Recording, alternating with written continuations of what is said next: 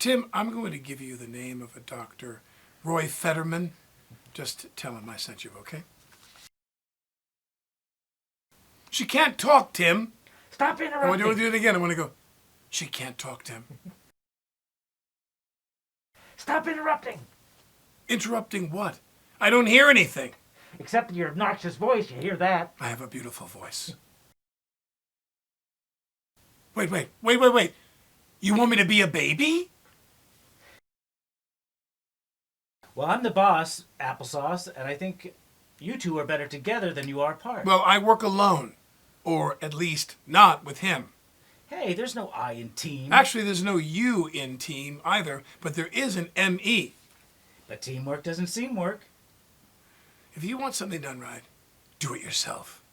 We're all in it together. Every man for himself. One is the loneliest number. The ayes have it. We the people. And then Carol comes in. She busts in the door.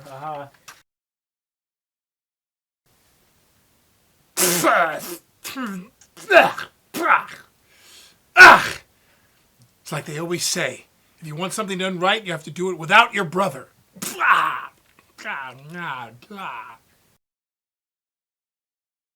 Surprise, surprise. What the frittata? You're a baby. I repeat, you're a baby. Well, I think that went well. Good. I know tuition's pretty steep, but how do you afford all of this? Ooh, that's a good question. I taught babies to code. No. Yes. And you know what they say about having an infinite amount of monkeys banging on typewriters? They will eventually write Shakespeare? Here we go. So why bother with school? You could go public and make millions. Billions. Billions. Daddy, daddy, daddy, daddy, come in. Daddy, can you hear me? Can you hear me? Daddy, daddy, daddy, can you read me? Daddy, daddy, daddy. How many fingers am I holding up? Thursday? I should have given you a warning. I forgot you were an old man.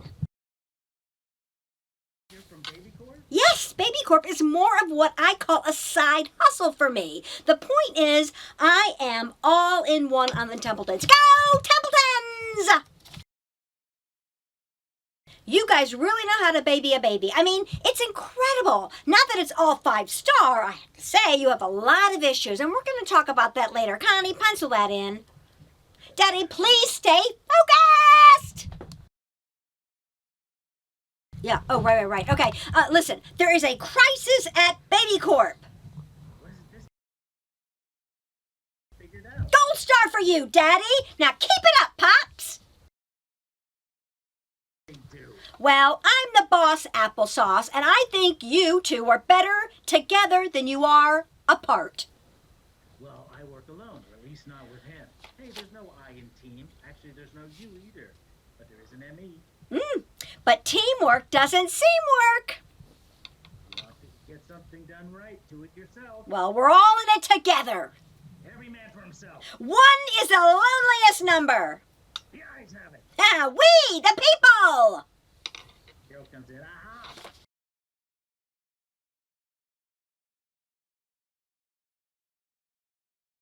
Well, Ted grows up. He's not a baby anymore. We have adult Ted. We have kind of we have a very unique looking Ted. He's like really kind of pumped up, it's really kind of funny. And Ted has grown apart from his brother Tim because he's really a very serious businessman now. He's making a lot of money and he's very successful.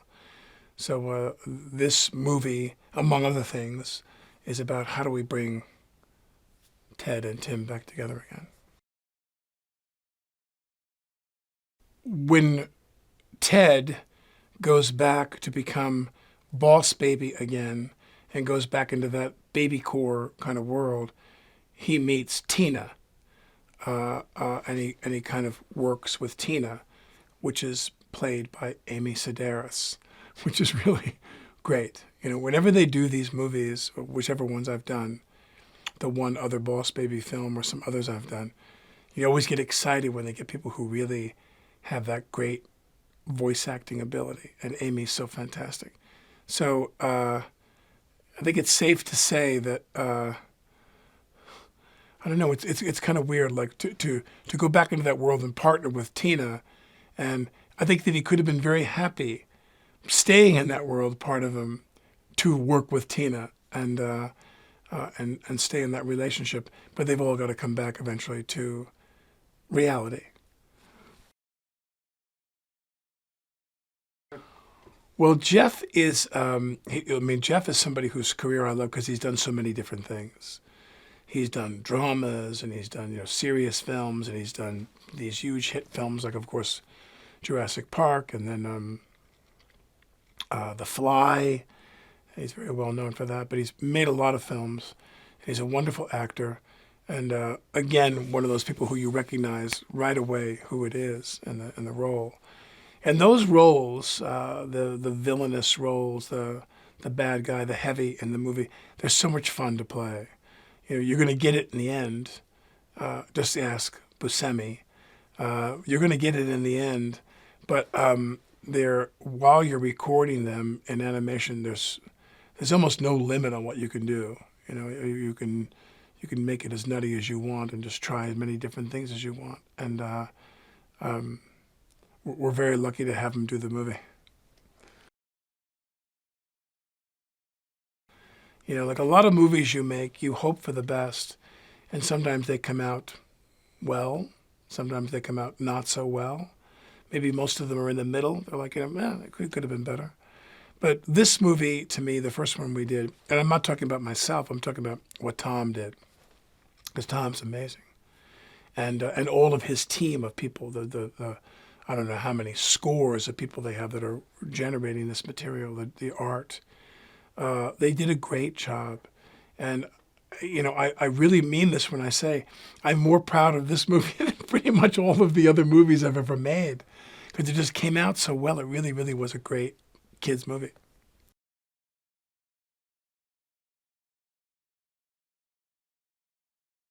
The character I play, Tina, is very bouncy. She has a lot of energy. She's very bossy.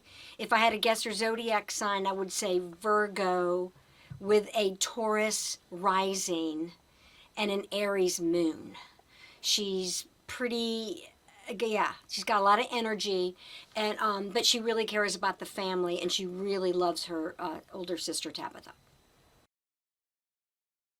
I just remember the recording of it because it was during COVID, and so we recorded at home, and I was in my bedroom, and they sent me a big gold microphone that a technician helped me set up, which I thought would be impossible, and then they set it up, because I always say, since my husband died, like, I can't do anything. Yeah, I've never been married, but that's always my excuse to do anything. I'm like, my husband died, I don't know how to do this. Anyway, I set the microphone up, and while I was recording, I have a rabbit in real life, was boing, boing, hopping all over the bedroom, so there's a lot of energy happening in my bedroom, but I really liked it. It was fun recording at home, and so that's what got me through COVID, doing this movie and really liking this character and liking the film, and having a little job that I didn't have to leave my apartment for.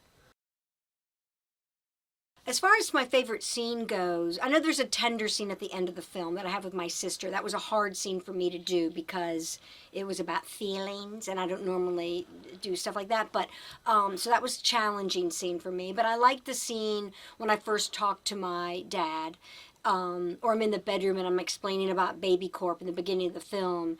And I liked doing that scene just because I had a lot of levels to it. I had to get quiet, then I had to get loud, I had to mess with the blinds, I had to run across the room. So it was like a lot to do in that scene, and he didn't really have that many words, so I just had to kind of play it in my head. So it was just fun. But I can't think of a scene that I didn't like. They were all a lot of fun to work on. And Tom, who directed me, was really fantastic. He gave me really good notes, and I trusted him. So if he said, let's do it again, or your energy's dropping, or it's too high, he helped me so much. Playing Tina was a lot of fun. Like I said, it was a lot of energy, and you had to keep it up. And I have 2 godchildren, and that kind of voice I was always playing with, and you just kind of do that little, loud, lots of energy. You know, when you go visit someone who has kids, the best thing you can do is bring a lot of energy and play with their kids and let them just go lay on the couch or go run errands or something like that. So when I was recording, I just felt like I was doing it for my godkids. How would my godkids like this? Or they like it when I do this voice, or they like it when I have this much energy. So I kept that in mind when we were recording. I would go to Washington, D.C., and I'd sit down with the President of the United States, and I'd come up with a list of things we need to do. Pronto! I think that's what I would do, but I'd still have that clip-on tie. Love a clip-on tie. And my inflatable briefcase. I have it in my head that I have seen an inflatable briefcase. You know, you blow it up and it's got fake papers and stuff. It's like, why can't we make more of those? Hey, Lisa here. Did you know that the famous DreamWorks logo was created when filmmaker Steven Spielberg, in his desire to evoke an old school Hollywood feel, came up with the idea of a man fishing on the moon? Now, acclaimed artist Robert Hunt tweaked the concept so that it became the familiar image of a young boy fishing from atop a crescent moon. Now, do you like my t-shirt? You can get one for yourself in the link in the description.